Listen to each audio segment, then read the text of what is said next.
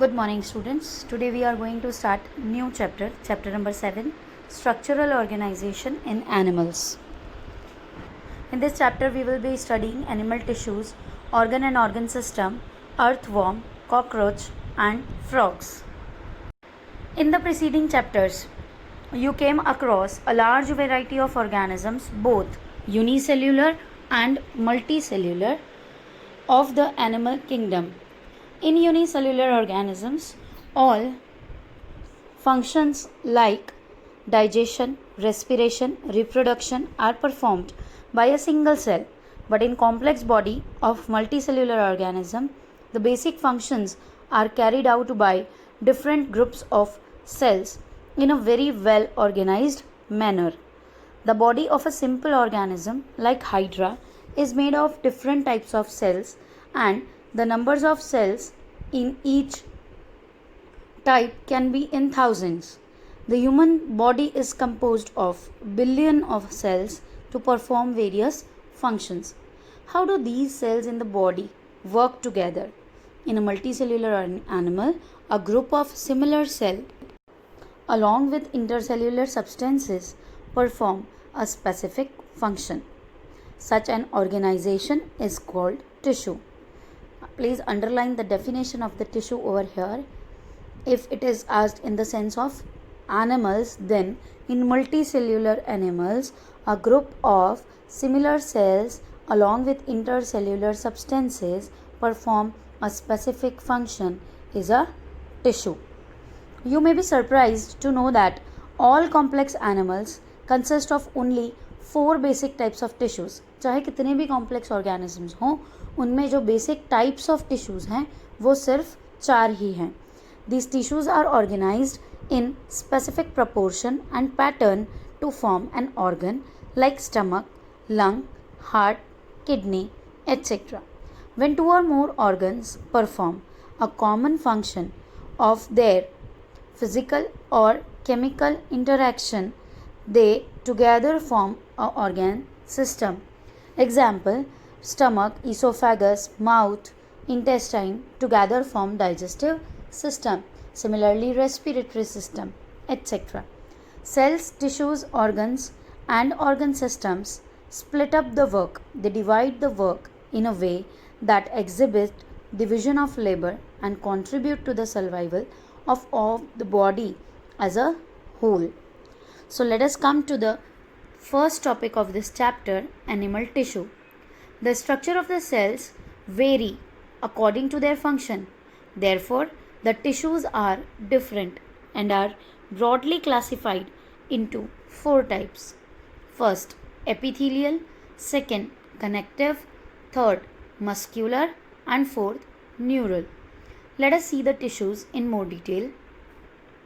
We have seen that animal tissues are of 4 kinds: epithelial, muscular, connective and nervous. In epithelial, there are 5 kinds of cells: squamous, cuboidal, columnar, ciliated, glandular. In muscular, there are 3 types: striated voluntary muscles, smooth involuntary muscles, cardiac heart muscles. In connective tissue, there are 3 types: fluid, blood and lymph, skeletal, bone and cartilage, and proper connective tissue: areolar, adipose, ligament and tendon. The last kind of tissue is nervous tissue, made up of nerve cells. So these are the 4 tissues which we have to study in this chapter. Let us start with the first, epithelial tissues. We commonly refer to an epithelial tissue as epithelium, singular, epithelium, plural, epithelia. This tissue has a free surface which faces either a body fluid or the outside environment, and thus provides a covering or a lining for some part of the body. The cells are compactly packed with the little intercellular matrix. There are 2 types of epithelial tissues, namely simple epithelium and compound epithelium. Simple epithelium is composed of a single layer of cells and functions as a lining for body cavities, ducts and tubes. The compound epithelium consists of 2 or more cell layers and has protective function as it does in our skin. On the basis of structural modification of the cell, simple epithelium is further divided into three types. There are squamous, cuboidal, and columnar. By their structure, we can identify them very easily. Flattened cells are squamous, cube-like cells are cuboidal, long pillar-like cells are columnar. When the columnar cells bear cilia, they look like the last figure, having small hair-like structures on the upper side. So these are the different kinds of simple epithelium. The squamous epithelium is made of single thin layer of flattened cells with irregular boundaries. They found in the wall of the blood vessels and air sacs of the lungs and are involved in functions like forming a diffusion boundary. The cuboidal epithelium is composed of a single layer of cube-like cells.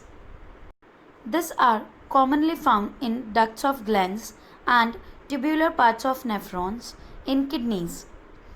Its main functions are secretion and absorption. The epithelium of proximal convoluted tubule PCT of nephron in the kidney has microvilli. The columnar epithelium is composed of a single layer of tall and slender cells.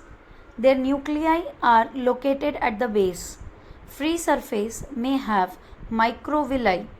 They are found in the lining of stomach and intestine and help in the secretion and absorption. If the columnar or cuboidal cells bear cilia on their surface, they are called ciliated epithelium. Their function is to move particles or mucus in a specific direction over the epithelium. They are mainly present in the inner surface of hollow organs like bronchioles and fallopian tubes. Some of the columnar or cuboidal cells get specialized for secretion and are called glandular epithelium. They are mainly of two types: unicellular, consisting of isolated glandular cells known as goblet cells of alimentary canal, and multicellular, consisting of clusters of cells, example salivary glands. On the basis of the mode of pouring of their secretion, glands are divided into two categories, namely exocrine glands and endocrine glands.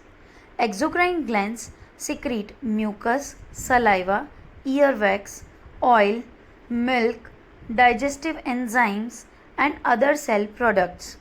These products are released through ducts or tubes. In contrast, endocrine glands do not have ducts. Their products, called hormones, are secreted directly into the fluid bathing the gland. That is, endocrine and exocrine glands are different in their pouring method. Exocrine glands have duct, while endocrine glands do not have duct. Also, the secretions are different.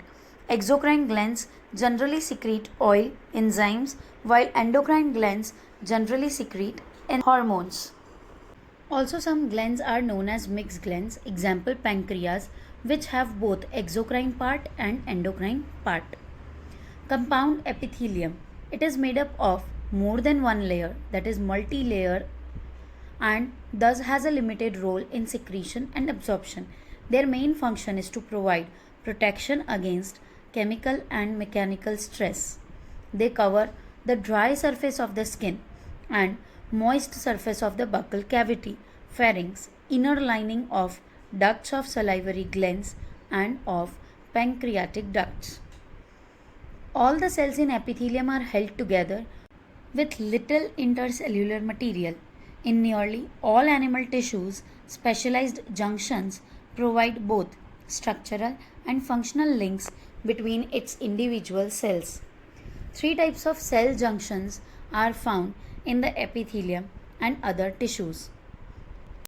They are tight junctions, adhering junctions, and gap junctions. Let us see these junctions between cell 1 and cell 2. If they are closely attached to one another, then they are tight junction, no movement is allowed. Adhering junction, slight movement is allowed. And gap junctions have the interconnecting between two cells. Tight junctions help to stop substances from leaking across the tissue.